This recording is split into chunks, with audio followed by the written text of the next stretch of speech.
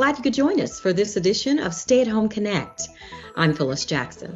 The Delta variant is sweeping across the country. Experts say the variant now accounts for 20% of new COVID cases in the United States. During a recent media briefing, Dr. Anthony Fauci said there's an obstacle to reaching the July 4th goal of 70% of the U.S. population being covered, and that's the unvaccinated and those living in under-vaccinated regions. Similar to the situation in the UK, the Delta variant is currently the greatest threat in the U.S. to our attempt to eliminate COVID-19. Dr. Fauci says with such effective vaccines available, nearly every COVID death is preventable. Right now, the majority of deaths related to COVID are under the age of 75. An independent expert panel advises the CDC and the FDA to add a warning label to both the Pfizer and Moderna vaccination fact sheets, following over 300 cases of myocarditis linked to the injections. The rare heart condition has been seen mostly in young males. A new study finds that COVID-19 survivors who lost their sense of taste and smell could be waiting up to a year before they fully recover. The research involving nearly 100 patients is published in the Journal of the American Medical Association. MARTA partners with CVS and the Urban League to host COVID-19 vaccination pop-up clinics at 5 Points and West End rail stations. Starting June 28th, CVS will administer the single-dose Johnson & Johnson and the first-dose Pfizer vaccines and will help with the scheduling of the second Pfizer dose at a CVS location. No appointment or registration is required. Similar pop-up vaccination clinics are being provided to MARTA employees.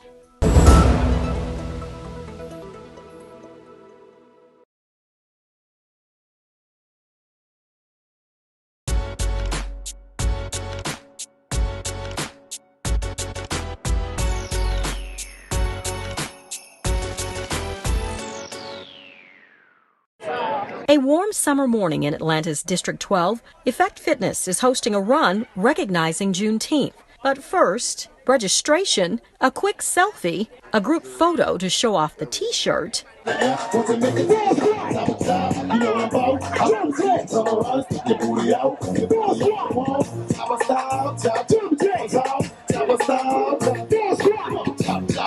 and believe it or not, that's just the warm-up. Atlanta City Council member JOYCE SHEPERD is showing off her moves and getting the cardio in before issuing a proclamation to the founder of Effect Fitness for his contributions to the community. We, the members of the Atlanta City Council, on behalf of the citizens, do hereby recognize Mr. Keandrick Dooley Lucius on this 19th day of June 2021 for his enduring service and leadership. We wish him continued success and happiness throughout his career.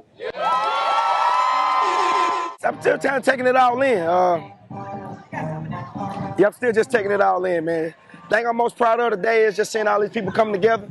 Where the goal before we started this year was to get this race done, and I'm just feel happy that we're able to pull it off.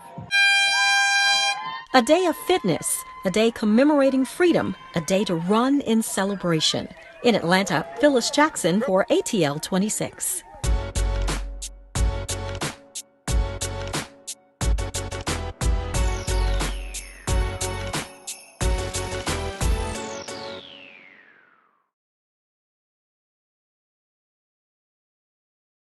This is Juneteenth commemoration.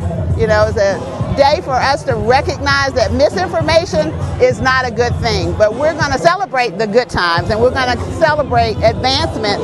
And African Americans are awesome, being celebrated today. Fitness is important, and so I'm so happy to be here with my colleague JOYCE SHEPERD in her district, celebrating a day when we're coming together for fitness, for commemoration. This is a great day in Council District 12. There you go. Thank you.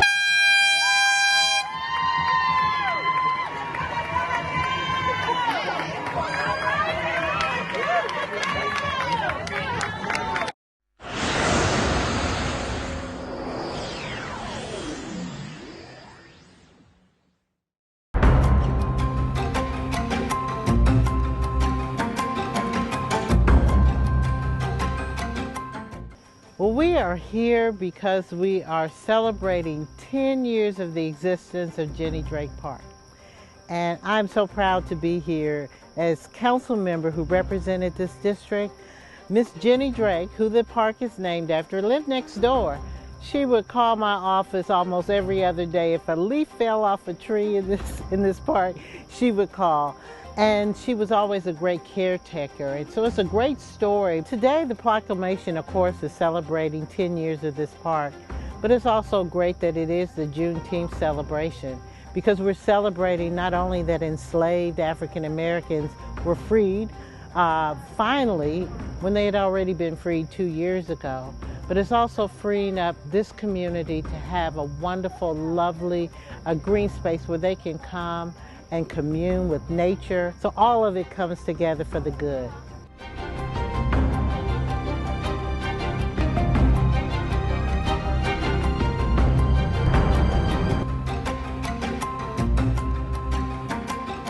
Today we're here for an unveiling.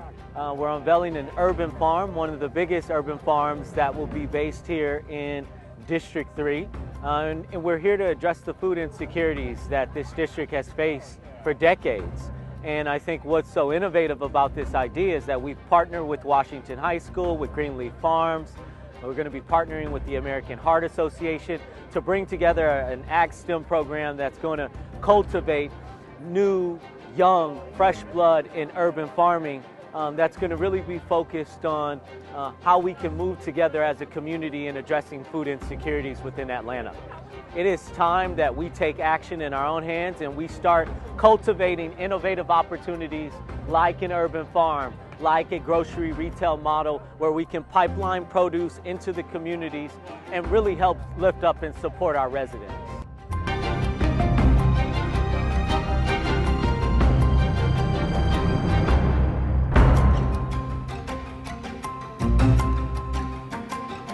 Chastain Park is the largest park in the city of Atlanta. This is the last piece of the Chastain Park path, and it's taken over 25 years since it began, and we are here at a groundbreaking to celebrate this last piece getting ready to start. You know, the phrase, it takes a village. Well, it certainly takes a village here. There have been lots and lots of organizations who have helped make this happen.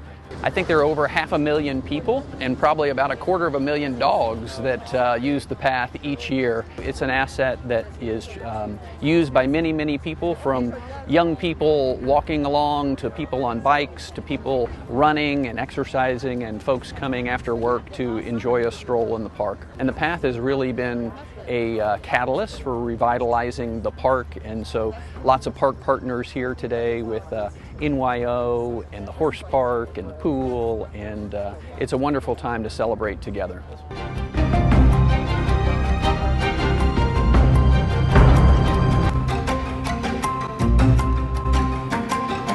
We're out here downtown today celebrating the completion of 4 projects that were voted on during our Downtown Decides participatory budgeting process. And we're riding a bike from one location to the other to do a ribbon cutting in each of the 4 transportation projects. Some of the projects we're celebrating today are new bike lanes in the Central Business District, the painting of an island in the middle of the road yellow so people can see it, and some new trash cans in the Sweet Auburn corridor. This is the direct result of citizens participating in this program. This is the first time we've done participatory budgeting in Atlanta, and it puts the power directly in people's hands on how tax dollars are spent, and we're just thrilled with the response and the success of the program so far.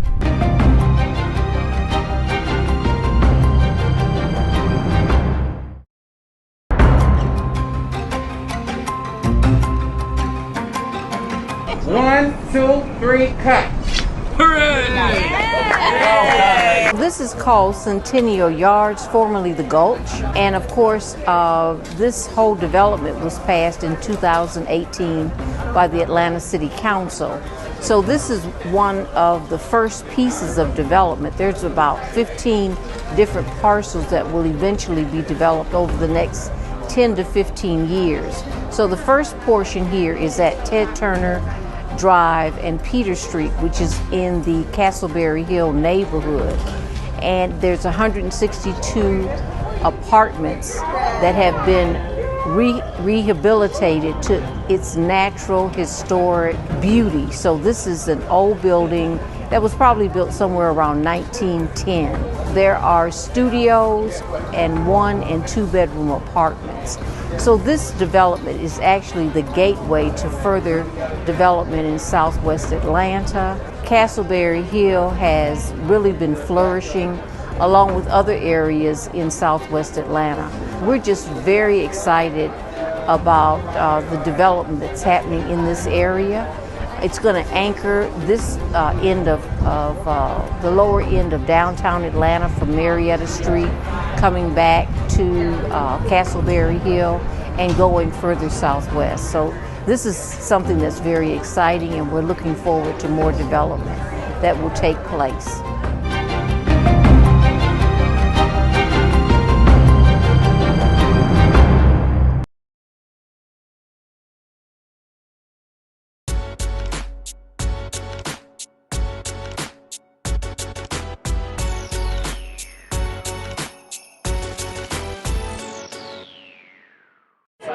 A warm summer morning in Atlanta's District 12, Effect Fitness is hosting a run recognizing Juneteenth. But first, registration, a quick selfie, a group photo to show off the T-shirt,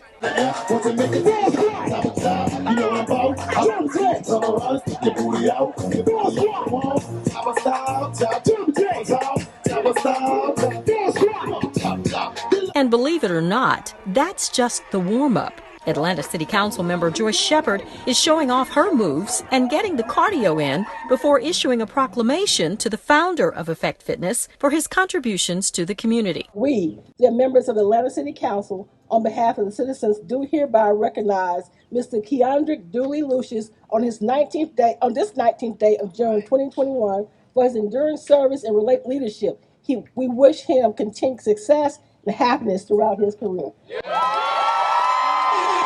I'm still taking it all in. I'm still just taking it all in, man. The thing I'm most proud of today is just seeing all these people come together. Where the goal before we started this year was to get this race done, and I'm just feel happy that we're able to pull it off. A day of fitness, a day commemorating freedom, a day to run in celebration. In Atlanta, Phyllis Jackson for ATL 26.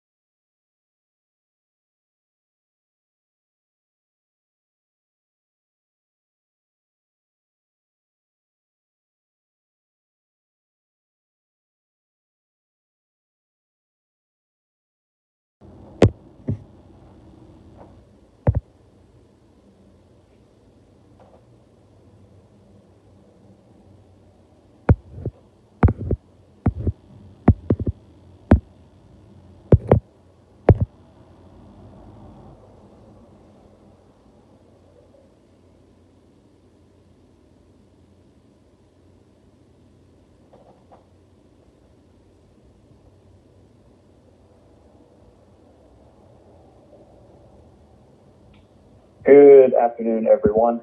We are going to get started in 1 minute.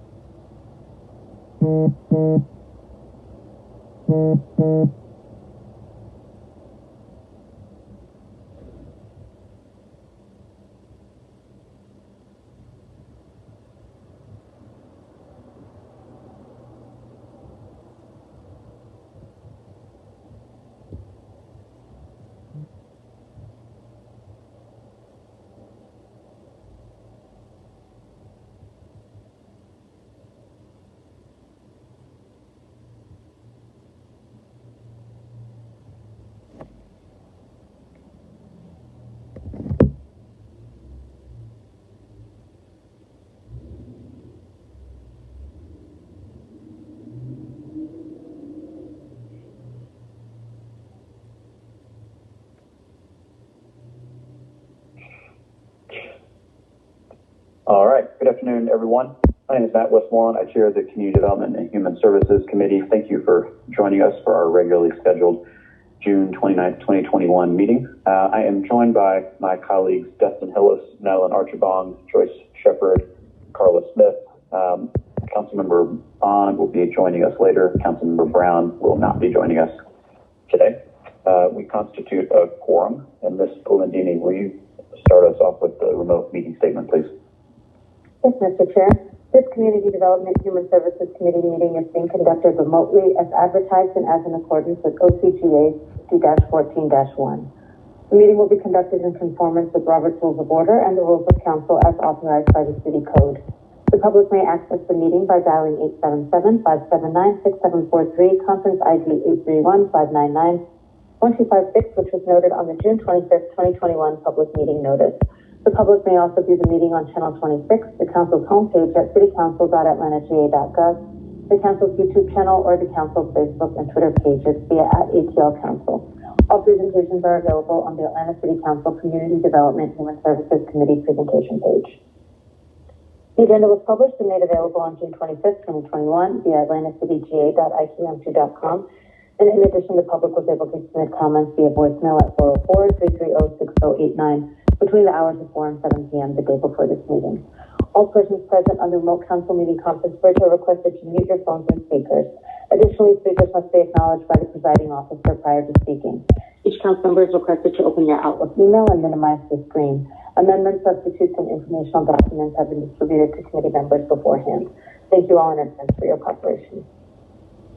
Thank you very much. Next up on our agenda is the adoption of it. I will make a motion to adopt. Is there a second? Second, Hillis. Motion by Westmoreland, second by Hillis. Please open that vote.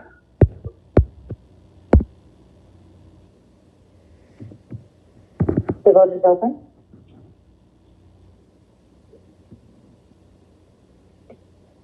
Ms. Shepard, how would you like to vote?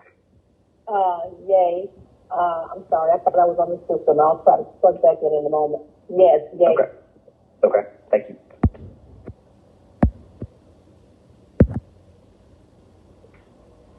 Five yeas, 0 nays. The agenda is adopted. I will make a motion to approve the minutes of our last meeting. Is there a second?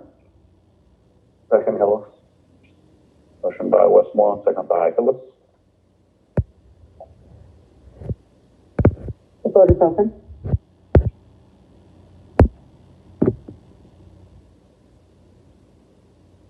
Ms. Shepard, how would you like to vote?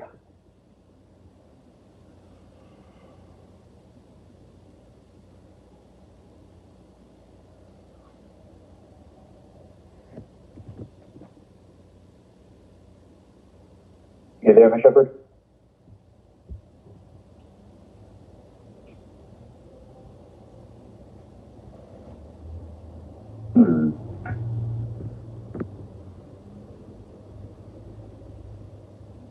Why don't we mark Ms. Shepard as away? And the vote is closed. All right. 4 yeas, 0 nays. The minutes are approved. Next up is a relatively short public comment, just over 4 minutes. Mr. Massenberg, will you play that for us, please?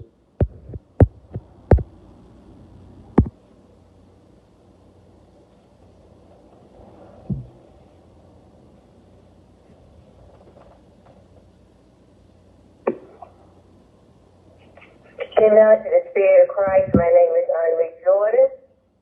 In the way of righteousness is life, and in the pathway thereof there is no death. Proverbs 12, chapter 28, verse. The opposite of righteousness is evil. And the practice of evil deeds leads to death. Them that sin resist before all, that others also may fear. 1 Timothy 5, chapter 20th verse. Them that sin refers to elders guilty of persistent, flagrant sin and against whom an accusation has been proven. Wherefore now let the fear of the Lord be upon you. Take heed and do it, for there is no iniquity with the Lord our God, nor respect of persons, nor taking of gifts. 2 Chronicles 19, chapter 7, verse. Jehoshaphat introduced a system of local judges who decided and applied justice in the fear of the Lord. For the eyes of the Lord are over the righteous, and his ears are open unto their prayers. But the face of the Lord is against them that do evil. 1 Peter 3, chapter 12, verse. Jesus could not work miracles if he were a sinner, as they said. To take heed to God's warning is life, and will deter the prophecy of the plan of faith. For whosoever shall do the will of my Father which is in heaven, the same is my brother and sister and mother. Matthew 12, chapter 48, verse. For my children don't love me as Jesus says to love me, they separate themselves from me. Christ said, I can't work in this house I'm living in now because Jay Montgomery come on my roof. He don't want a holy situation. Christ wants to be led by his spirit, by his word, and not by the flesh. The Spirit of Christ is the work, not my flesh. Christ working in me for his glory and his word. Thank you for listening and obey Jesus. Be Christ-like men and women. Have Christ-like children. Christ is true peace. Greetings, council members and staff. A special greetings to you citizens and voters of Atlanta paying attention to our government in action. Ben Howard, Senior Advocate, Public Policy Analyst.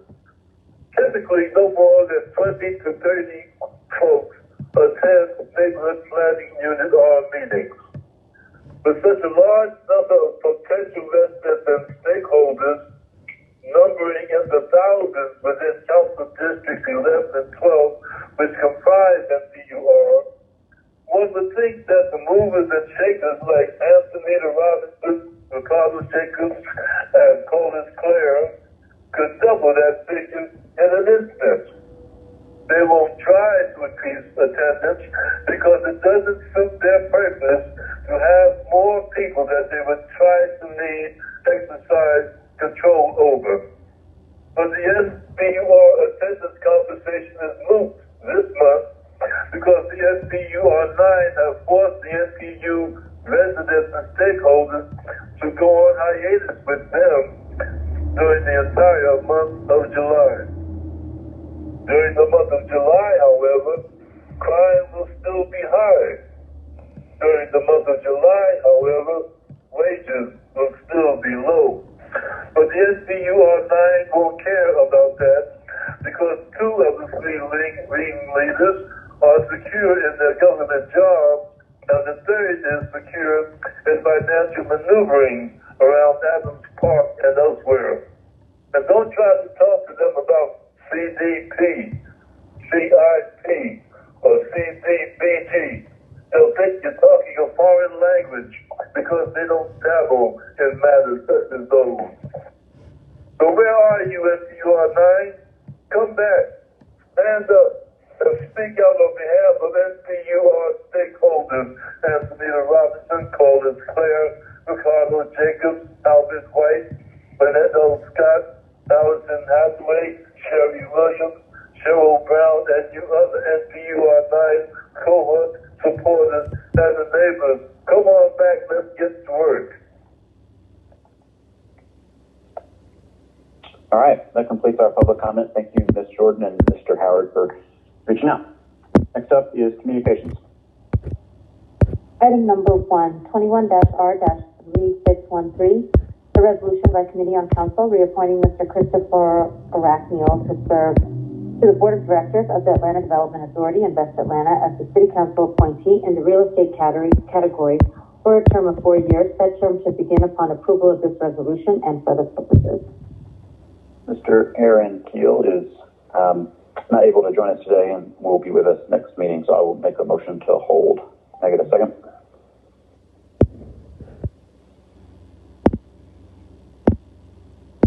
Second, Hill. Motion by Westmoreland, second by Hill. The vote is open.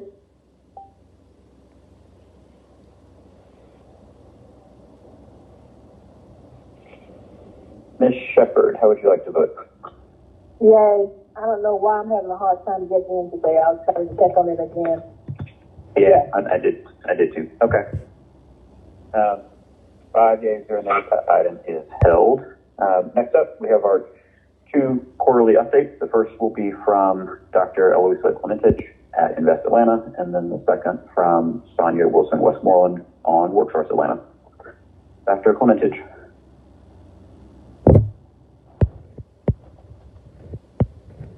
Excited to be here. There you go. Thank you. There I am. Good afternoon, everybody. I was presenting to myself. Good afternoon. My name is Dr. ELOISA KLEMENTICH, and thank you, Chair and City Council members, for having me today to provide an update on the economic mobility, the One Atlanta economic mobility that was approved here at this committee. So if you go to the slide number 2, as you recall, this is the part of Mayor Baum's One Atlanta economic mobility strategy. Again, this strategy was approved also here in under this council, this committee in particular. And what we wanted to do is how do we focus and ensure everything that we do aligns to our economic mobility principles. Basically, there are 4 main pathways with 13 specific pathways under each. But the long-term goal is to help ensure that Atlanta has long-term economic prosperity and competitiveness by first addressing equity for all Atlantans. So I'm going to quickly review and go over the success that we've seen so far on the 4 main pathways. Next slide. The first pathway is our economic mobility pathway. So we sent a survey to our businesses post-CARES, and again, want to thank this council for their support of funding to Invest Atlanta for the CARES Act dollars. We were really able to impact with those dollars and other dollars over 800 companies, as I've presented to you here in the past. But what we heard clearly as a result of the survey was businesses appreciated and need access to resources. Hence, Invest Atlanta started an online small business resource center. This will be a place where we are gathering information about financing and legal and marketing, really all the tools that a business needs to be successful. And we're taking a lesson from YouTube, and we're going to have a lot of videos too. So we recognize that people either learn from reading or watching videos and interaction. We want to meet the individual and the business where they are. So we're excited about what this tool will be, what it will bring, and the different ways we're accessing. So either YouTube videos or podcasts, all of that will be available to them online. Which is why I also want to say again, thank you to this council, to each of you, and to the mayor for their support of ARP, American Recovery Dollars, that will also go to technical assistance. So not only are we going to have an online platform, but we are going to be issuing, probably in the month of July, RFP to bring in technical assistance providers. We estimate about 13 to 15 throughout the entire city to provide technical support to businesses. So again, it's about meeting a business where they are with the intent of ensuring their continued success in our great city. So we're excited to see how this is going to work together and leverage each other so that we can all reach the potential we want. Which is to the next question and our next slide is, what are we doing to measure the health of our businesses? Invest Atlanta, working with the Atlanta Regional Commission, I specifically like to thank Mike A and Mike C for for their support, is we've created a small business dashboard. And what you see on the screen is a screenshot of what the dashboard looks like. It can be found out on WESTMORELAND's website.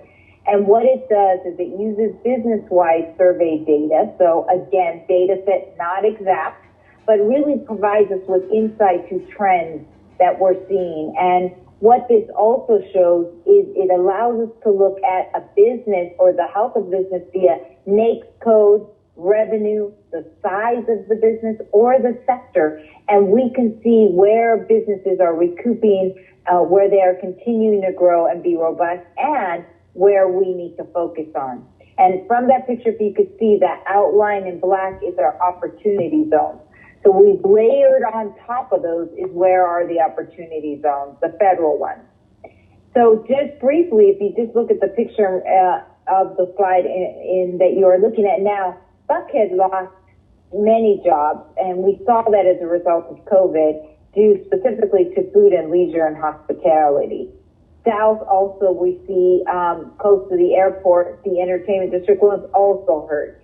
So this is the type of information we're monitoring that's going to be able to impact our decision making and strategy real time, or as close as I could get to real time, so that we are responsive to the need of businesses as they continue to look to resources and ways to find to successfully continue their competitiveness in the city.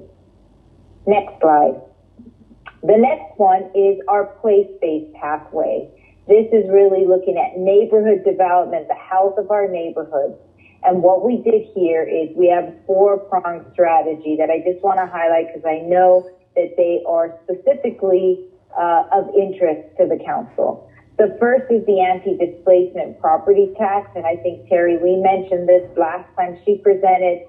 We at InvestAtlanta have contracted with APD Urban, who is doing a study on the sizing and strategy of capitalizing the fund. The initial capitalization, as you know, came from the Gulch, but what we need this study to do, or APD Urban, it's expected for us so that we understand how big the fund needs to be.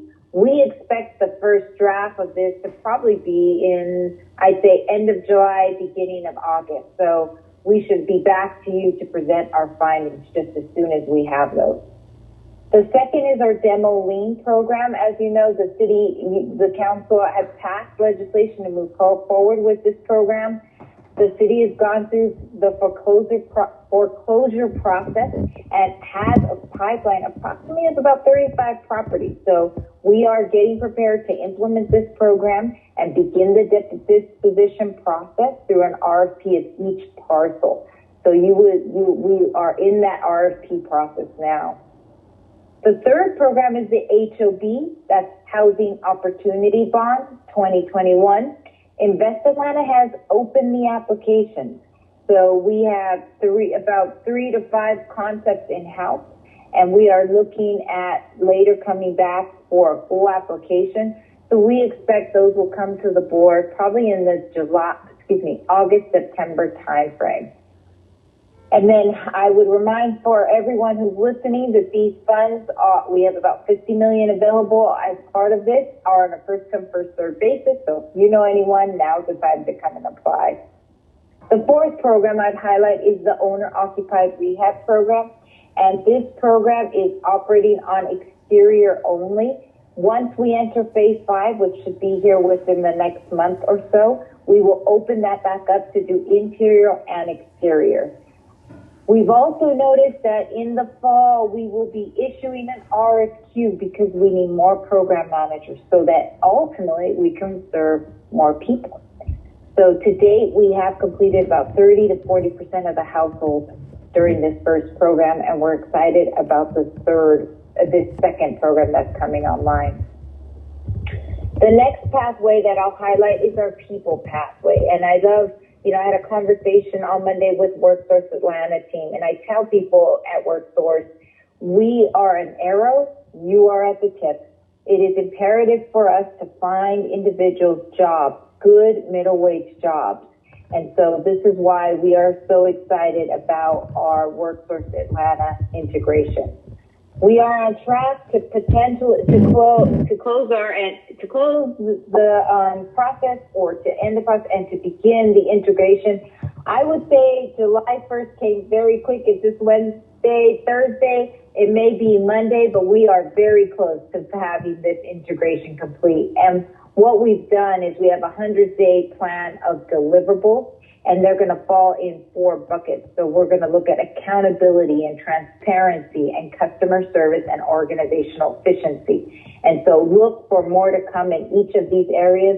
But I will tell you, I am super excited about the opportunity to align, to leverage, and to coordinate, all for the same direction, which is how do we ensure that all Atlantans can participate in the economic growth that we're seeing in our city. And you'll hear more from Sonia, who is next. The next one is our education pathway, and this is one that's always been more difficult for us because I am not a teacher. I am not directly in the classroom. And what we are excited about here is that we are, even that said, are looking for ways to impact, adjust, and support the education pathway. So I'm proud to let you know that the Invest Atlanta board, and thank you, Councilmember Westmoreland, who also voted for this item, who represents this council on the board, we passed at Invest Atlanta the Teachers Village project. This TAD-funded assisted program will include 229 affordable workforce housing units. It's going to be marketed to teachers and educators and other school employees. Why is this important? We have an Invest Atlanta staff person whose daughter actually went to the first teacher village. She graduated and specifically wanted to go to the teacher village because a lot of our new teachers, our younger teachers, or just our new teachers, not necessarily of all ages, want to come together and have that network of support. So a facility like this really, in my opinion, will become an opportunity for us to have an amenity for our teachers and to work together, and so they can have the support they need to be successful. Of those 229 units, about 40% of them will be rented to tenants earning no more than 60% of area median income. And then an additional 20% will be rented to those earning no more than 80% of median income. So, and a section of those, I should also add, are proposed for seniors. So 216 units for senior housing. And then at the bottom floor, there will be some retail and commercial. And what's exciting is that this Teachers Village will be at the corner of Ted Turner and Walton, right in downtown Atlanta. So excited about how we look to partner. We've been working with, obviously, the city, but with Atlanta Public Schools as well. So we're going to market this together. And now slide number 8. I'll also add that what we've done at Invest Atlanta, because I think one of the things I've heard clear from both the mayor and this city council is to be able to offer transparency and access to information. And so what we've done is online today, you can find the CEO performance report, which really begins to track all of my personal measures. So you could go in to see how I'm doing, but also has the One Atlanta metrics as well. And so looking from the creation of jobs to access of good jobs, small business, neighborhood investment, and affordable housing, each of those have categories and metrics within them. And so I just want to highlight that all of our tracking, our impact can be found online so people can access them, and you can see how we are doing ourselves at Invest Atlanta.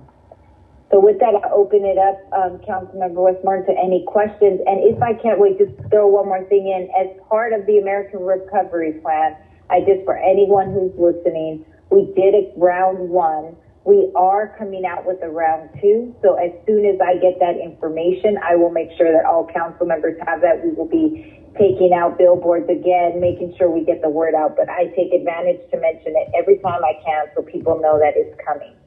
And with that, I'll take any questions. Thank you, council member. Thanks much for your presentation and your work. Colleagues, any questions or comments? We have been joined by Councilmember Bond, so I want to acknowledge that. I have a question. Okay, yeah, go for it, Ms. Shepherd. Eloisa, you referenced earlier the federal the funding we were talking about earlier that I thought had gone away since COVID-19. A federal opportunity CARES Act?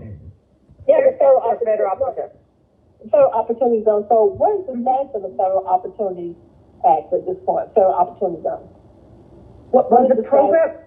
Okay, so there's two opportunity zones. You have the state program and the federal program. The federal program is a 7-year program. It's still in place, and there are no funds that come directly as a result of the federal bill. Like you can't go apply.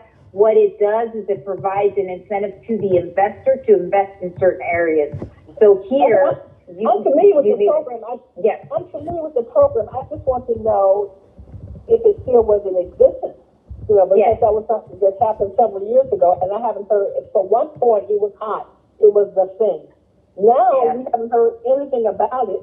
And my question is there still opportunity to use that tool, or is that something that you think is going to even be usable?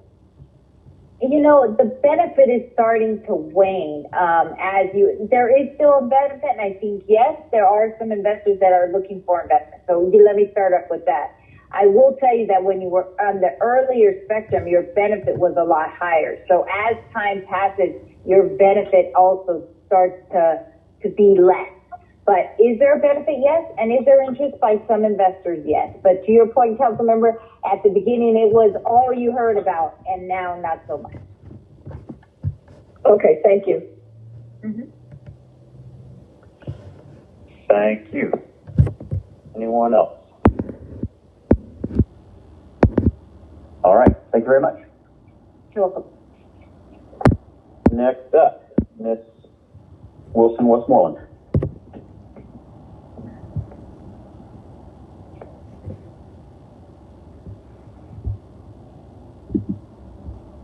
Good day, everyone. Hello? Yes, ma'am. Afternoon. Okay. Good day, everyone. Thank you, Council Chairman, and all of the CDHS Council members. My name is Sonia Wilson Westmoreland, and I am currently the Interim Executive Director for Workforce Atlanta. I will be presenting to you some highlights about Workforce Atlanta today. Next slide number 2.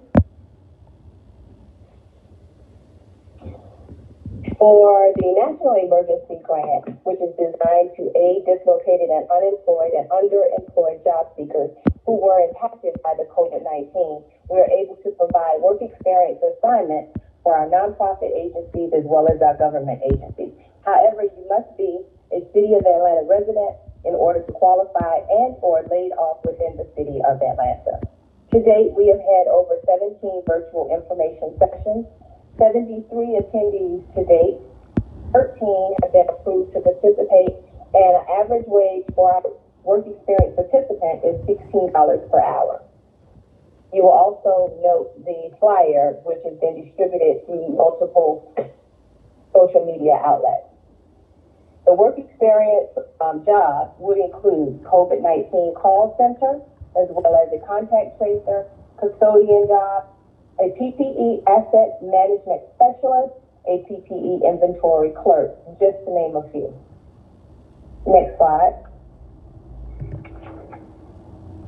For our drug services, we participated in 2 warn notices which we received from the Georgia Department of Labor, and the warn notices represent worker adjustment and retaining notifications. We had 2, which was one, Mondelez and the Nabisco plant, of which over 400 workers were laid off by June the 17th. We participated in an information session at the plant in April to discuss our services available to the dislocated worker. In collaboration with Invest Atlanta, we participated in a job fair on May 26th, and over 75 Mondelez employees registered for our services to date. With Georgia Tech, over 50 employees are being laid off by July 2021.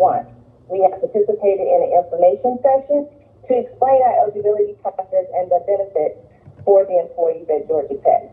We've led 2 workshops, interviewing techniques, as well as personal branding, social media media presence for our job seekers. Next slide.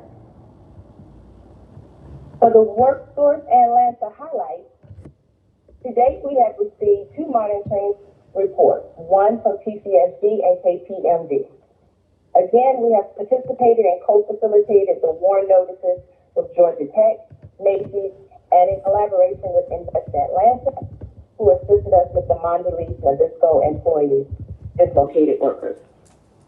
Currently, we are accepting business applications for on-the-job training and incumbent worker training programs.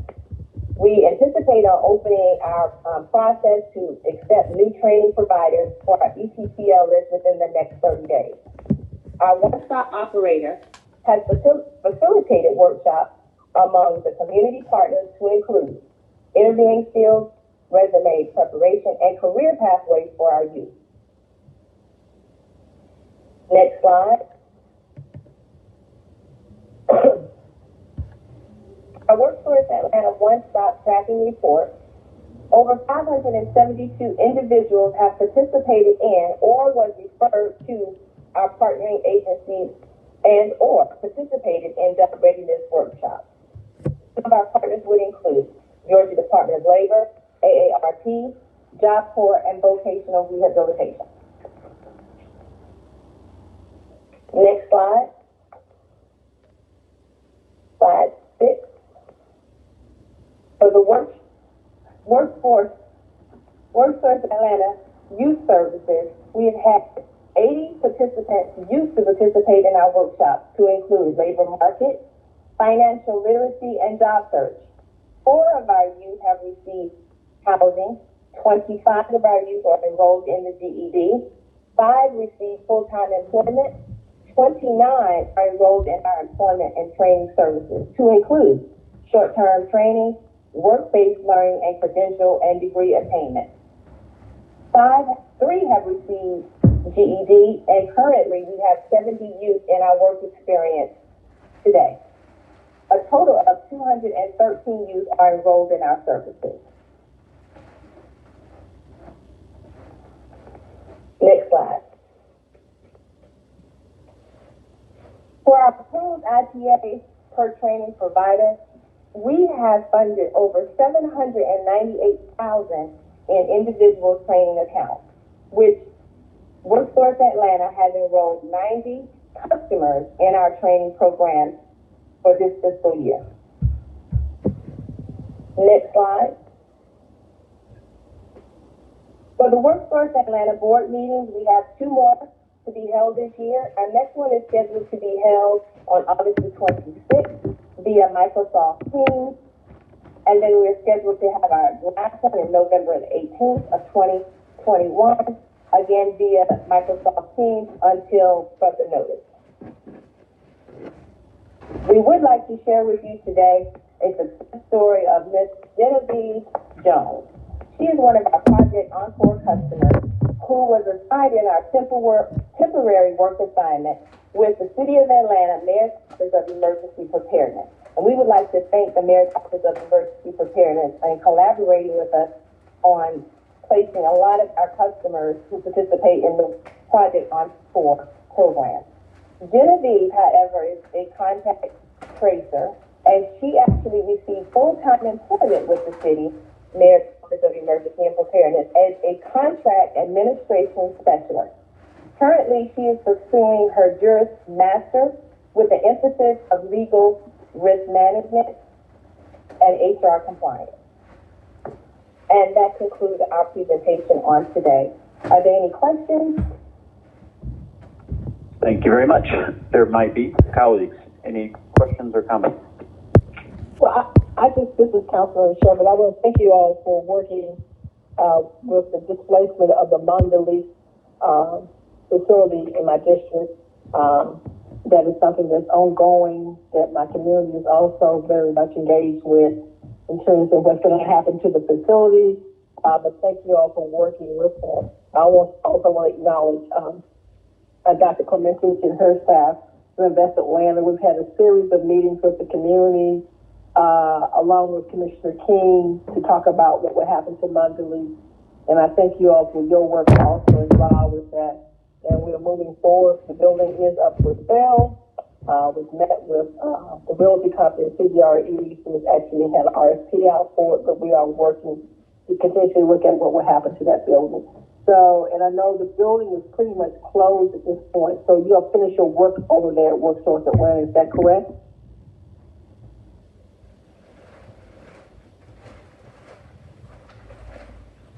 Did you hear my question? So you're not working at Monday at this point. You've already relocated all the workers. Is that correct? Correct.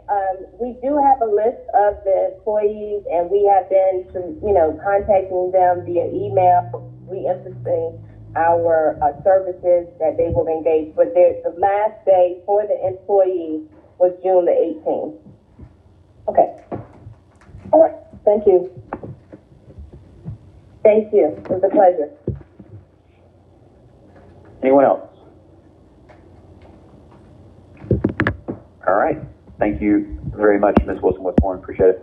Thank you. Have a great day. You too. All right, colleagues, next up is our regular agenda. We will start with ordinances for second reading. Ms. Polendine. Yes. Items 2 to 3, 7, 9, 12, and 14 to 15 are all land use amendments. For the Department of City Planning is recommending that they be held. Would the committee like to take these as a block to hold? Without objection, sure. Okay. Item number 2, 21-0-0337, CDP-21-015, an ordinance by Community Development and Human Services Committee to amend the land use element of the 2016 Atlanta Comprehensive Development Plan so as to redesignate property located at 374, 380, 388, 394, 400, 406, 412, 418, 424, 430, 436, and 442 Climax Street Southeast from the mixed-use medium-density land use designation to the mixed-use high-density land use designation and for the purposes C-21-011 NTUY Council District 1. Item number 3, 21-0-0338, CDP 21-016, an ordinance by Community Development Human Services Committee to amend the land use element of the 2016 Atlanta Comprehensive Development Plan so as to redesignate property located at 373, 379, 385, 393, 407, 411, 417, 425, 431, 437, and 443 Climax Street, 374, 380, 386, 394, 375, 381, 387, 389 Dalton Street Southeast, and 505 Inglewood Avenue Southeast. Apartment 3 from the single-family residential land use designation to the low-density residential land use designation and for the purposes C-21-012 NPUY Council District 1. Item number 7, 21-0-0342 CDP-21-020, an ordinance by Community Development Human Services Committee to amend the land use element of the 2016 Atlanta Comprehensive Development Plan so as to redesignate property located at 910, 922, 928 Lindbergh Drive from the low-density residential land use designation to the low-density residential, from the single-family residential land use designation to the low-density residential land use designation, and for the purposes C-20-059 NPUS Council District 6.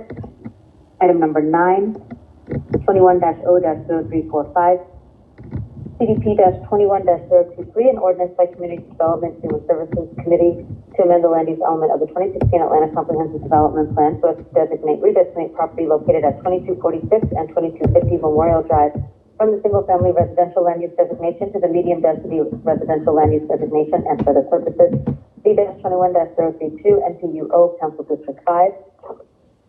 Item number 12, 21-0-0348, CDP-21-026, an ordinance by Community Development Human Services Committee to amend the land use element of the 2016 Atlanta Comprehensive Development Plan so as to redesignate property located at 400 Bishop Street Northwest from the industrial land use designation to the mixed-use high-density land use designation and for the purposes C-21-035 NTU East Council District 8. Item number 14, 21-0-0351, CDP-21-029, an ordinance by Community Development Human Services Committee to amend the land use element of the 2016 Atlanta Comprehensive Development Plan so as to redesignate property located at 963, 1054, 1060, 1062, 1064, and 1070 Baylor Street Northwest, 957, 963, and 973 Herndon Street Northwest, 1056, 1058, 1062, 1066, 1068, 1072, 1076, 1082, and 1086 Miles Avenue Northwest, 1054, 1057, 1060, 1061, 1064, 1065, 1069, 1070, 1073, 1074, 1075, 1076, 1081, 1082, 1085, and 1086 Reynolds Street Northwest, from the single-family residential land use designation to the mixed-use high-density land use designation. 1040 West Marietta Street Northwest, from the medium-density residential land use designation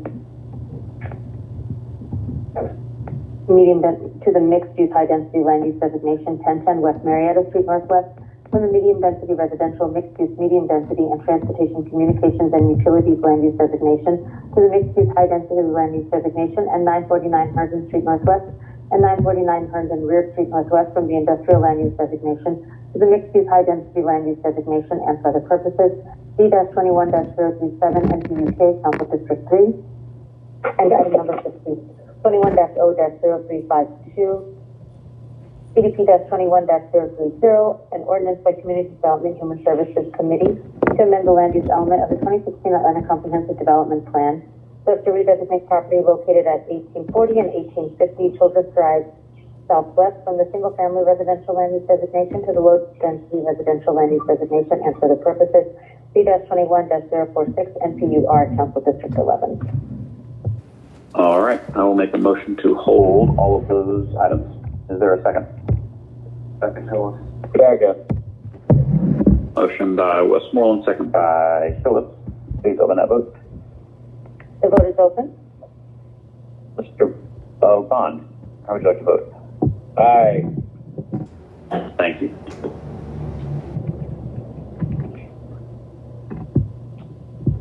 Ms. Smith? There we go. Yeah, I had to, it clocked out on me or whatever. I'm back in. Good deal. 6 yeas, 0 nays. We can add Mr. Bond's name to that list. We has added, he has, the vote reflects that he has voted yes to hold this item. Okay, good deal. Next item, number 4, I believe. That's correct. Item number 4, 21-0-0339, CDP-21-017, an ordinance by Community Development Human Services Committee to amend the land use element of the 2016 Atlanta Comprehensive Development Plan so as to redesignate property located at 925 and 929 Hank Aaron Drive Southeast from the low-density residential land use designation to the high-density residential land use designation and for the purposes D-21-019 NPUD, Council District 1. Ms. Smith? Move approval. Motion by Smith, which I will second. If there are no questions or comments, please open that vote. The vote is open.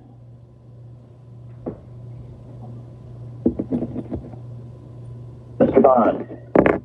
Aye. Mr. Hillis? Yes.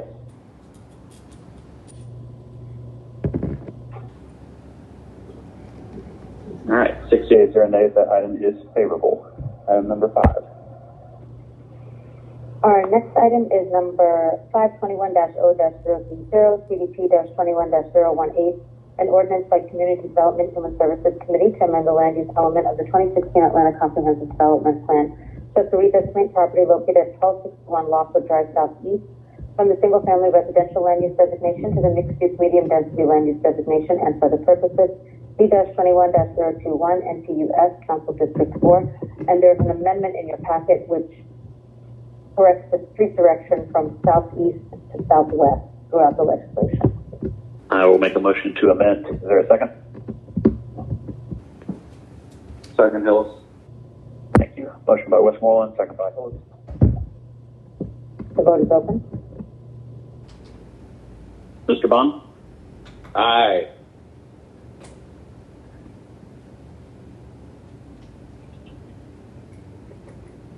Six yeas, 0 nays. The item is amended. I will now make a motion to approve. Is there a second? Second. Motion by Westmoreland, second by Bond. Vote is open.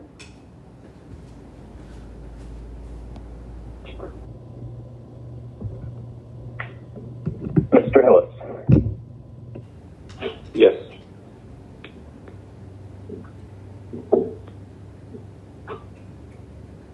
Yeas, 0 nays. That item is favorable as amended. Item number 6.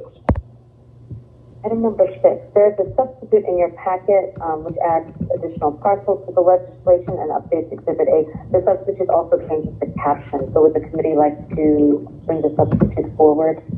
We would. Motion to bring the substitute forward. Is there a second? Second. Motion by Westmoreland, second by Bond. The vote is open. Mr. Hillis? Aye.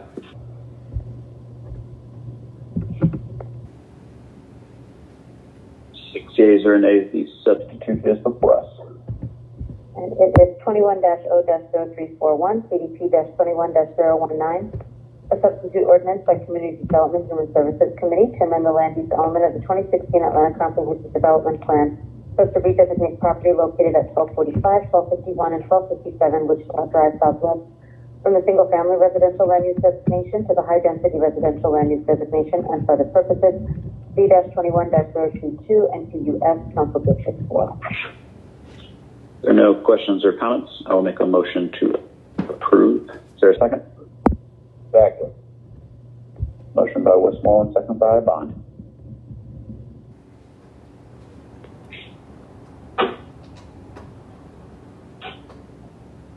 Vote is open. Mr. Hillis? Aye.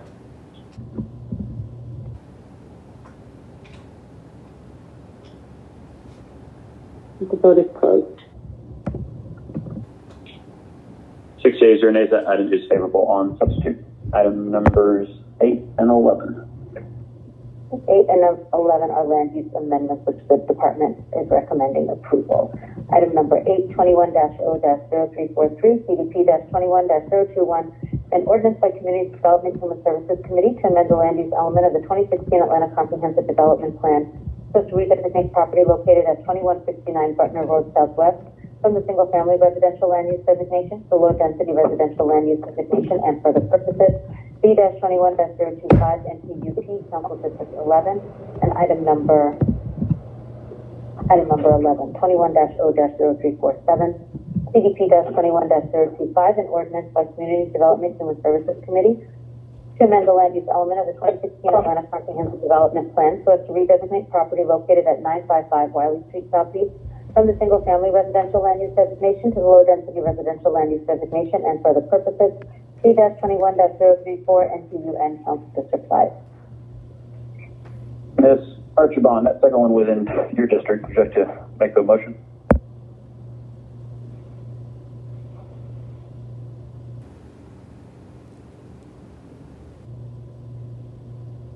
You don't have to if you don't want to do that.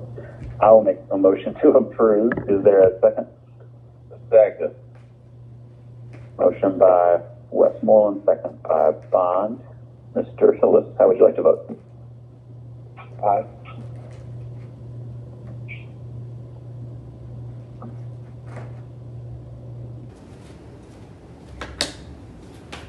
All right, 6 yeas, 0 nays. Those two items are favorable. Item number 10. No, item number 10, 21-0-0346, CDP-21-024, an ordinance by Community Development and Human Services Committee to amend the land use element of the 2016 Atlanta Comprehensive Development Plan so as to redesignate property located at 2164 Marietta Boulevard Northwest from the industrial land use designation to the mixed-use high-density land use designation, and 2184 and 2194 Marietta Boulevard Northwest and 1703 and 1719 Chattahoochee Avenue Northwest from the mixed-use medium-density land use designation to the mixed-use high-density land use designation and for the purposes B-21-031 and PUD Council District 9. Council District 9, Mr. Hillis. Motion to approve. The motion by Hillis, which I will second. Any questions or comments? All right. Mr. Bond, how would you like to vote? Aye.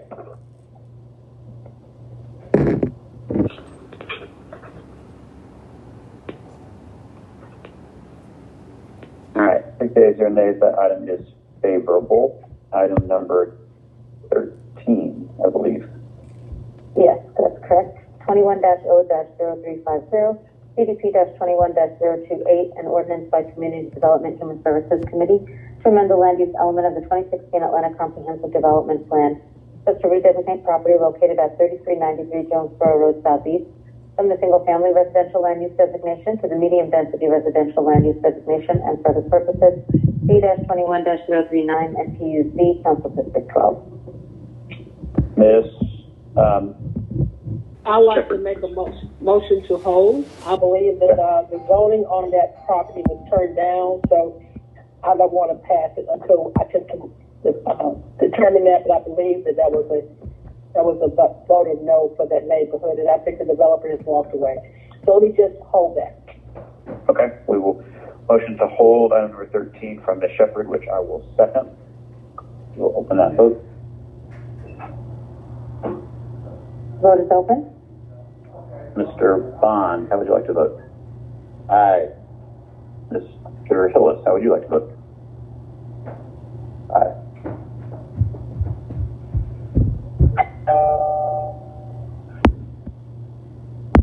All right. 6 yeas, 0 nays. That item is held. Ms. Smith. Yes, I need to make a motion to reconsider item number 4, which is 21-0-0339. Motion to reconsider by Ms. Smith, which I will second. Please open that vote. Thank you.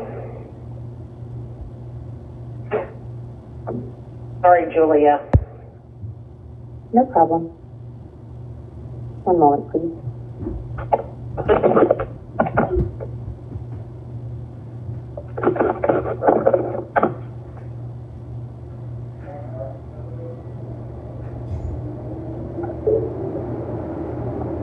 The vote is open. Mr. Hillis, how would you like to vote? Aye. Mr. Bond? Aye. 6 yeas, 0 nays. The item is before us. Ms. Smith. Thank you. We turned this down in zoning, so I'm going to make a motion to adverse. Motion to adverse by Smith, which I will second.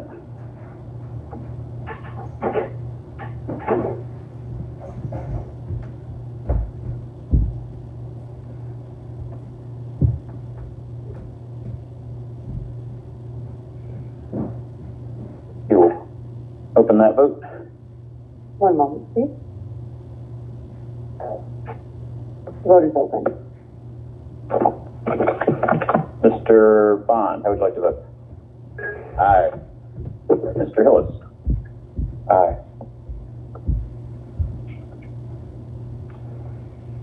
Six yeas, 0 nays. That item is adverse.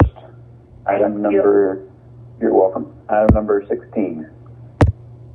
21-0-0393, an ordinance by Community Development Human Services Committee authorizing the Chief Procurement Officer or his designee on behalf of the City of Atlanta to execute a license agreement with Newport 99 to 101 Broad Street LP, a Delaware limited partnership for the use of 2,898 rentable square feet of office space located at 101 Broad Street Southwest, Atlanta, Georgia 30303, for use by the Department of City Planning for 12-month term commencing on August 1, 2021 and ending July 31, 2022 at a rental rate of $13.00 per rentable square foot, authorizing the expenditures to be charged to and paid from the fund and accounts as provided and for other purposes. Any questions or comments? All right, I will make a motion to approve. Is there a second? Second. Motion by Westmoreland, second by Bond. Vote is open. Mr. Hillis? Aye.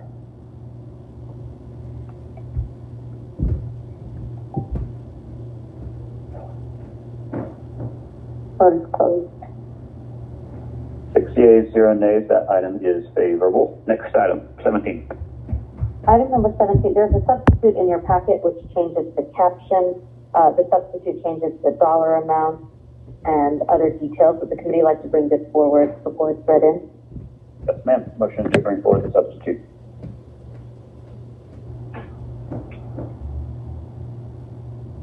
Is there a second? Sorry. Second. Motion by Westmoreland, second by Bond. The vote is open. Mr. Hillis, how would you like to vote? Aye.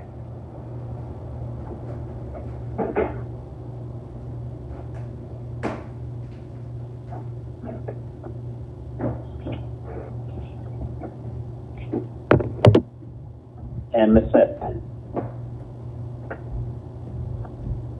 Thank you.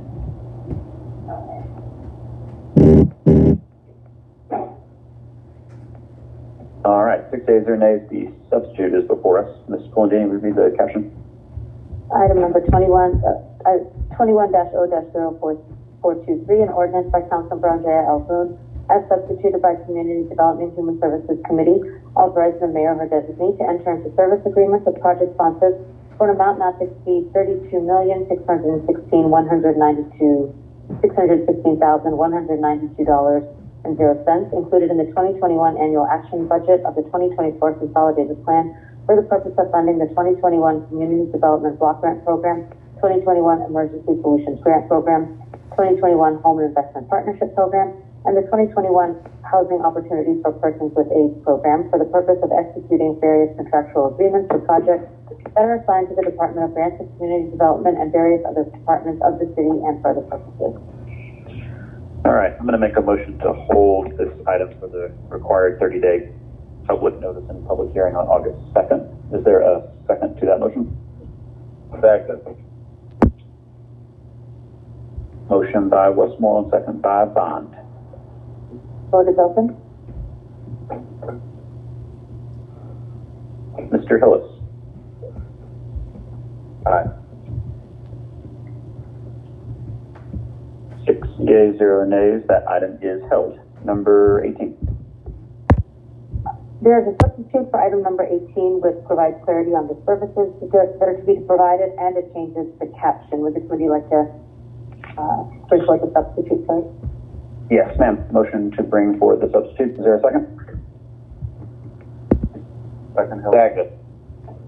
Motion by Westmoreland, second by Bond. Please open that vote. Vote is open.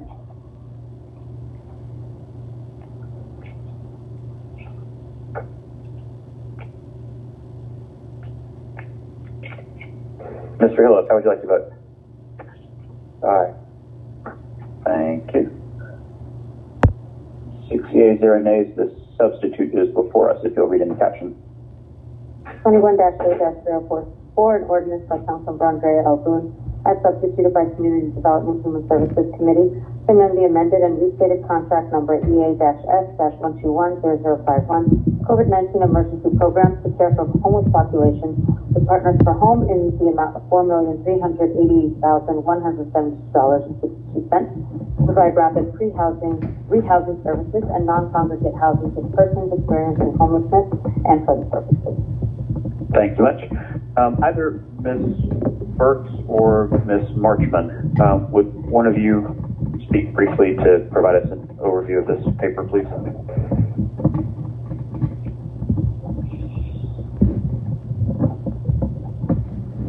Good afternoon, Mr. Chair and member of this meeting. This is LaShondra Burks, Deputy Chief Operating Officer for the City of Atlanta. Also have Ms. Catherine Marchman on, who is the CEO of Partners for Home, who can speak in detail about this. But just as a quick overview, we are asking approval to increase Partners for Home contract by $4.3 million in order to continue a lot of the rapid rehousing services that we have been provided to our homeless population. We thought that this work was continuing to be important to us, the city, as we see, even though we've done some great work in this area around getting our homeless population onto the street, we are still seeing a growing number of them, not necessarily throughout the city. And so we wanted to continue our work with Partners for Home on this work. But Catherine Marchman is also on to talk very specifically about the work that they have done and would like to do if awarded this particular money. Good deal. Colleagues, any questions or comments for either Ms. Hirsch or Ms. Marchman? Okay. If not, I will make a motion to approve. Is there a second? Second. Motion by Westmoreland, second by Bond. Mr. Hillis, how would you like to vote? Aye. Thank you. 6 yeas, 0 nays. That item is favorable. Next item. Item number 19, 21-0-0426, an ordinance by Councilmember Matt Westmoreland to amend ordinance 20-0-1656, which was adopted by the Atlanta City Council on March 15, 2021, and approved on March 24, 2021, such that the amendments reflected therein shall become effective on March 1, 2022, rather than on September 1, 2021, and for the purposes. All right, colleagues, after talking with the folks in the planning department about some additional time needed to complete the setup of the office that's going to help implement our short-term rental regulations, as well as needing to, we talked back in March about needing to have an accompanying zoning paper to codify in the zoning code what we did in March, and then finally to continue talking with the public to encourage compliance once all of those things are set up. This paper is going to move the effective date more into the future to provide additional time for those three things. And Commissioner Keene is here to answer any questions that people have. And if there are none, I will make a motion to approve. Second, Smith. This is a good thing. Thank you, Councilmember Westmoreland. Sure. Motion by Westmoreland, second by Smith. Any questions or comments? And if not, please open that vote. The vote is open. Mr. Bond. Aye. Mr. Hillis. Aye.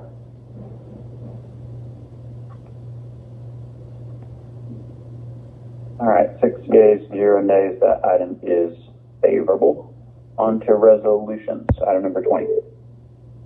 21-R-3618, a resolution by Councilmember Dustin Hillis consenting to increasing the boundaries of the Westside Howell Mill Community Improvement District by annexing certain real property to provide for transmission to the tax commissioner and for other purposes.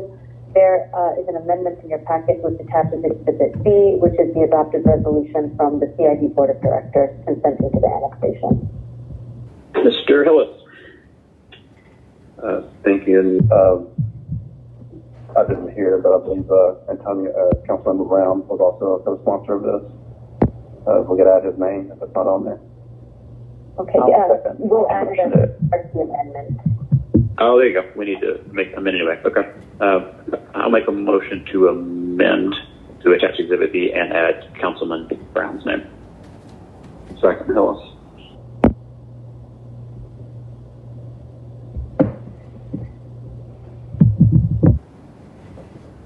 The vote is open. Mr. Bond. Aye.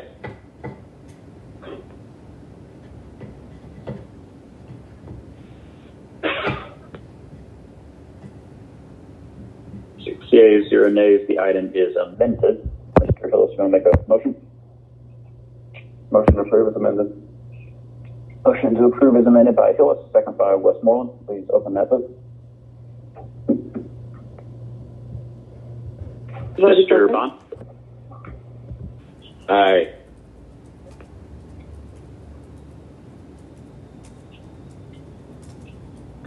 Six yeas, 0 nays. That item is favorable as amended. All right, we have several held items, and we will start with number 26. Items number 26, 34, and 38 are all land use amendments, which the department is recommending approval. Would the committee like to take these three as a block? Without objection, yes.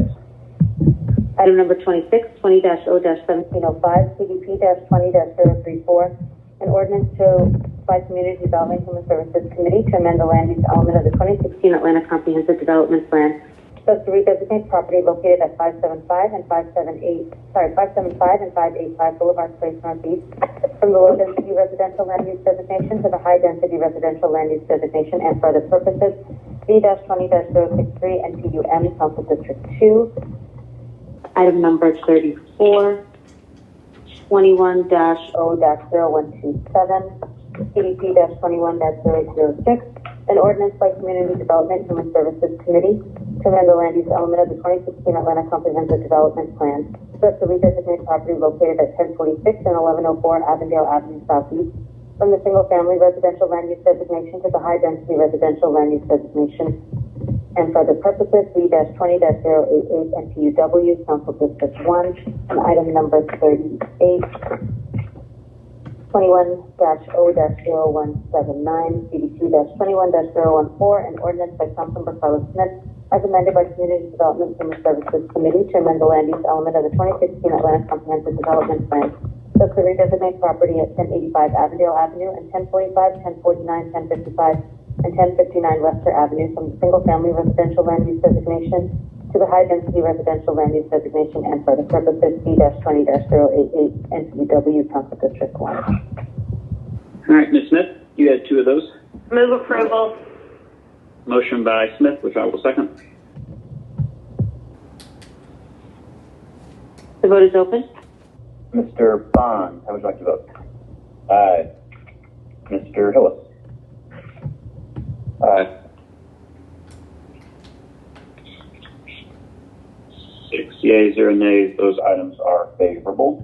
Item number 31. There's a substitute in your packet for item number 31, which changes the caption, it changes the land use designation, and attaches updated exhibits A and housing impact statements. Would the committee like to bring the substitute forward first? Motion to bring forward the substitute. Is there a second? Second. Thank you. Motion by Westmoreland, second by Don. Mr. Hillis, how would you like to vote?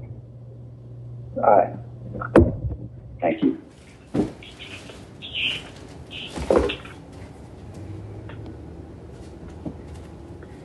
Ms. Smith. I got it. Thank you. All right, 6 yeas, 0 nays. That item is adopted. No, the substitute is before us. I will make a motion to approve on substitute. Is there a second? Oh, you need to read it first. Go for it. Yes, 21-0-0109. CDP-21-012, an ordinance by Councilmember Martha Collier Overstreet as substituted by Community Development Human Services Committee to amend the land use element of the 2016 Atlanta 2016 Comprehensive Development Plan so as to redesignate property known as 3430 Cascade Road from the single-family residential land use category to the low-density commercial land use category and for the purposes C-21-014 NPUI Council District 11. All right, now I'll make a motion to approve on substitute. Is there a second? Second. Motion by Westmoreland, second by Bond. The vote is open. Mr. Hillis. Aye. 6 yeas, 0 nays. That item is favorable on substitute. Miss, item number 35. 21-0-0129, CDP-21-008, an ordinance by Community Development Human Services Committee to amend the land use element of the 2016 Atlanta Comprehensive Development Plan so to redesignate property located at 263 Decatur Street Southeast from the industrial land use designation to the mixed-use medium-density land use designation and for the purposes B-21-001 NPUM Council District 5. The staff recommendation here is to file. Mr. Archibald, would you like to make that motion? I think Ms. Chiara should make that motion. No, that's fine. Okay. Motion to file. Their application. Okay. Motion to file from Ms. Archibald, which I will second. We will open that vote. Vote is open. Mr. Hillis, how would you like to vote? Aye. Mr. Bond? Aye. Vote is closed. 6 yeas, 0 nays. That item is filed. Item number 43. 21-R-3551, CDP-21-033, a resolution by Community Development and Human Services Committee to transmit the capital improvements element, which includes capital improvements that the city intends to fund in whole or in part with development impact fees, to the Georgia Department of Community Affairs and the Atlanta Regional Commission in compliance with the requirements of the Georgia Development Impact Fee Act and for the purposes. And there's an amendment in your packet which updates Exhibit A. I will make that motion at the appropriate time. Before we do, Ms. Cope, are you on the line? Could you provide a overview of this piece of legislation as well, please? I know you had a rather lengthy presentation last night at CDP, but want to talk about it here as well. Hello, good afternoon, Mr. Chair. Can you hear me? Yes, ma'am. Good afternoon, everyone. This is Tiffany Cope, Impact Fee Coordinator. So yes, we are before you today seeking approval to transmit the 2022-2026 CIE to the Georgia Department of Community Affairs and the Atlanta Regional Commission for their review and approval, as required by the Development Impact Fee Act. So we are looking again, seeking approval to move forward to full council so that we can meet the October 31st adoption deadline. And in order to do that, we would need to transmit the CIE in July. So thank you all for your support with this process. Thank you. Any questions or comments? Ms. Cope. Yes. How are you? This is Councilmember Shepard. Good afternoon. Hey, the Parks Department was supposed to add one document that I had a conversation with you all about to amend to add this one particular part in the Milliken Park. Did they contact you and add that? I apologize. They said they were. Yes, ma'am, we did receive that information. We were able to partner with our Department of Law to review those submissions, and they were deemed eligible. Thank you. That's all I want to know. Motion to approve. Great, thank you so much. Thank you. I'll second Ms. Shepard's motion to amend to add the documents that include that part. If there are no other questions or comments. All right, so let's take the motion to amend. Mr. Hillis, how would you like to vote? Aye. Mr. Bond? Aye. All right, 6 yeas, 0 nays. The item is amended. And if there are no further questions or comments, I will make a motion to approve as amended. Second, Hillis. Got a motion by Westmoreland and a second by Hillis. The vote is open. Mr. Bond? Aye.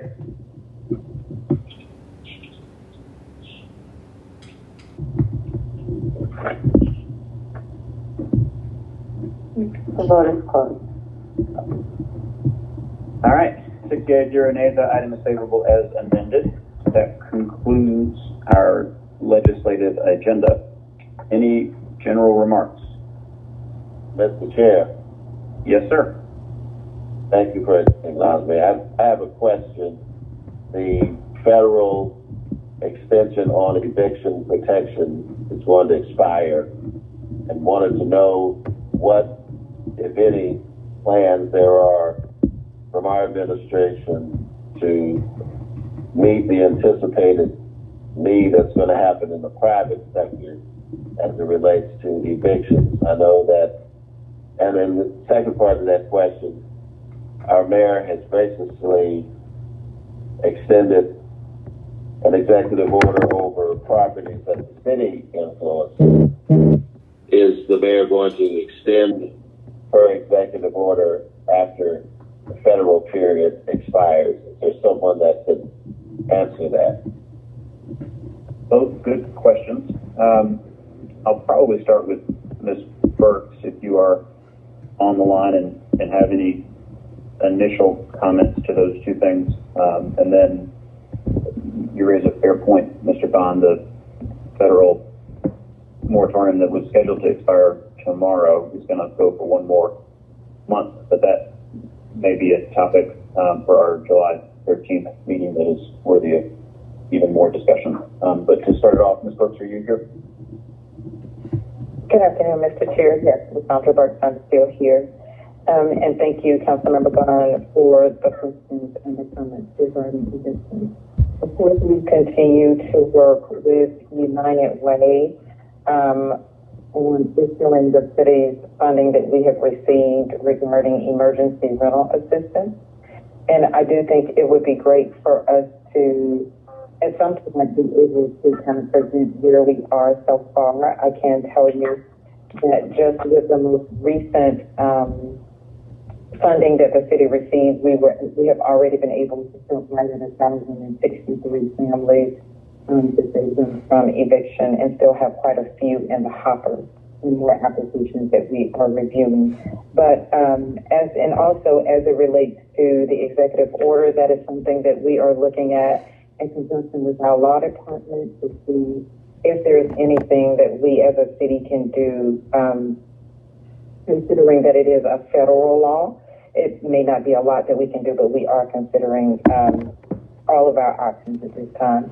But we'll be happy to provide one more information in the July 13th meeting.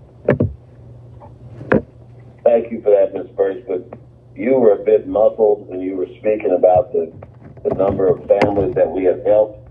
Could you restate that? Because I heard that I didn't hear the number.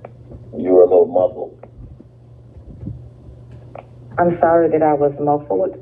So, of course, in the first round of funding that we received with the United Way, we assisted a little more than 6,000 families. With the second round of funding that we have thus far, we have assisted right at 1,063 additional families, with more, coming as we go. But we can definitely have a full update on July 13th if needed. Okay, thank you for that, and thank you, Mr. Chair. I'll look forward to that on the 13th. Yep, I'll make sure we have that set up. Any other questions or comments or remarks? My turn?